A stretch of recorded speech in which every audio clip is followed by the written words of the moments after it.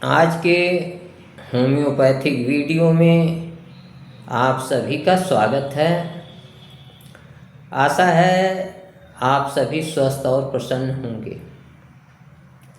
आज मैं होम्योपैथिक दवा, होम्योपैथिक मेडिसिन ग्रेफाइट्स के की नोट सिम्टम्स के महत्वपूर्ण लक्षणों की चर्चा कर रहा हूँ।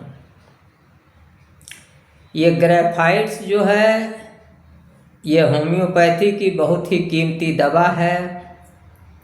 तो आइए अब देखते हैं इसके की नोट सिम्टम्स क्या हैं, इसके कौन कौन सिम्टम्स हों तब आपका रोगी ग्रेफाइट्स का रोगी होगा।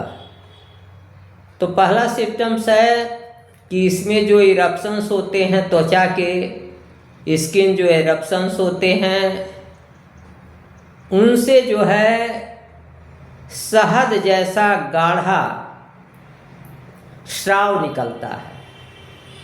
तो किसी भी त्वचा संबंधी कोई भी रोग है, कोई स्किन इरप्शंस है, कोई त्वचा का उद्भेद है, अगर उससे मधु जैसा गाढ़ा, शहद जैसा गाढ़ा स्राव हो रहा है तो वहाँ ऐसे रोग के लिए आप ग्रेफाइट्स को चुनेंगे। दूसरा की नोट सिम्टम्स ये है कि जो इसकी म्यूकस आउटलेट्स होती हैं, जैसे आईलिड है, जो पलक है, तो पलक जो है इन्फ्लेम्ड होती है, यानी पलकों पर जो है प्रदाह होता है, फुंसियाँ निकलती हैं। अगर किसी के आईलिड्स पर, पलकों पर फुंसियाँ निकल रही हों या कान के पीछे जो स्थान है वो नम हो, इसके साथ ही साथ जो मुंह के म्यूकस आउटलेट माउथ में है तो माउथ के जो कार्नर्स हैं, किनारे जो हैं वो फटे हुए हों। इसी तरीके से म्यूकस आउटलेट्स एनस है, मलद्वार है, वहाँ अगर इरप्शंस हों जो खुजली करते हों और एनस में दरार पड़ती हो, फिसर पड़ता हो, तो ऐसे जगह पर आप म्यूकस अफेक्शंस के लिए, म्यूकस आउटलेट्स के लिए ग्रेफाइटिस नामक दवा की ओर ध्यान देंगे। तीसरा की नोट सिम्टम्स है कि इसमें nails grow thick, cracked and out of shape. तो इसमें जो नाखून होते हैं वो मोटे हो जाते हैं, क्रैक्ड हो जाते हैं, फट जाते हैं और उनका आकार जो है वो बिगड़ जाता है। तो अगर ऐसा किसी रोगी के नाखूनों का आकार बिगड़ रहा हो, उनमें दरारें पड़ रही हों और मोटा हो रहा हो, तो ऐसे जगह पर भी आप ग्रेफाइट्स को याद करेंगे। इसी तरीके से चौथा की नोट सिम्टम है इसका कॉन्स्टिपेशन जो है, इसकी कब्ज जो है ग्रेफाइट्स की विशेष प्रकार की होती है।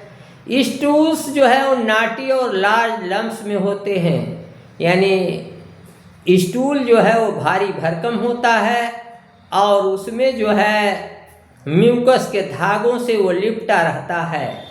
तो अगर किसी का स्टूल भारी भरकम हो, नाटी और लार्ज लम्प्स में हो और इसके साथ उसमें म्यूकस के धागे से सना हुआ हो, और तो ऐसी स्थिति में कॉन्स्टिपेशन के लिए, कब्ज के लिए आपके रोगी की दवा ग्रेफाइट्स होगी।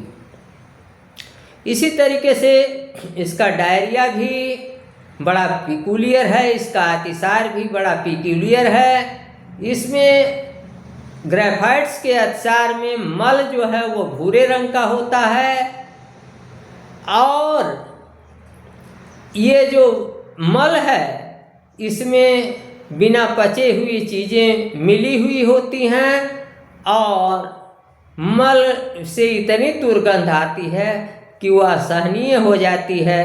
तो इस तरीके से अगर किसी के मल से असहनीय दुर्गंध आ रही हो, स्टूल जो है भूरे रंग के हों और उसमें अनपचा भोजन भी मिला हुआ हो स्टूल में, तो ऐसे डायरिया जो है वो ग्रेफाइट्स की डायरिया होगी।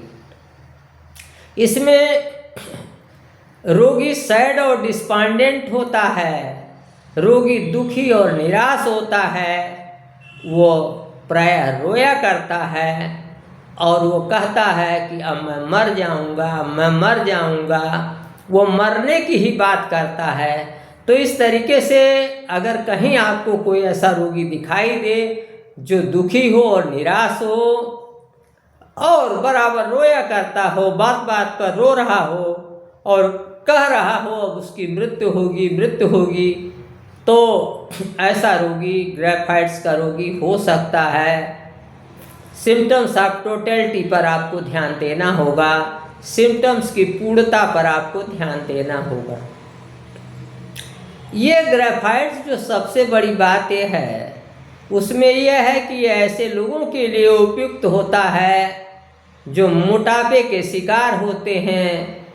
मोटे लोगों के लिए ये ज़्यादा उपयोगी है और विशेष रूप से ऐसी महिलाएं जिनका मासिक देर से आता है, मेंस्ट्रुअल पीरियड जो है डिलेड होता है, देर से आता है, ऐसी फीमेल्स के लिए ये ग्रेफाइट्स दवा बहुत ही लाभदायक है।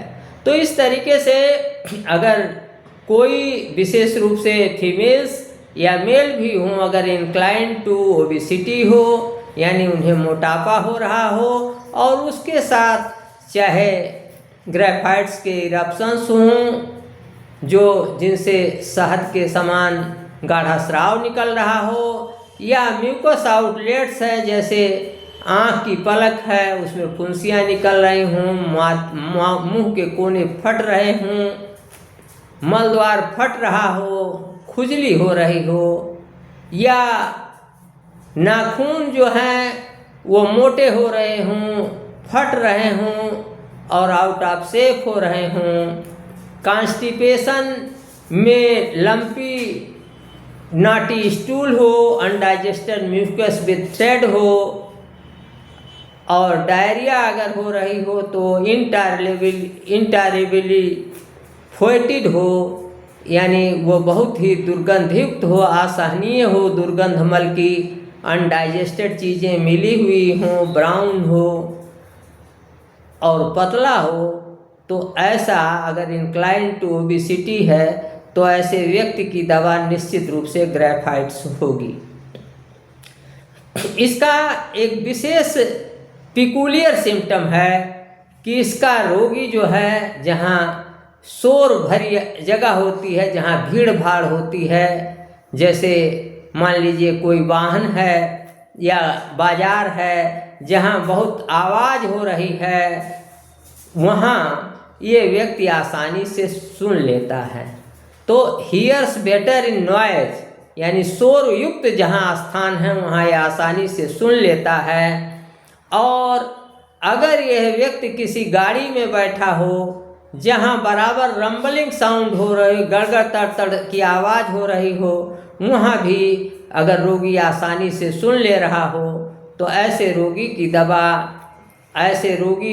की दवा जो है वो ग्रेफाइट्स होगी।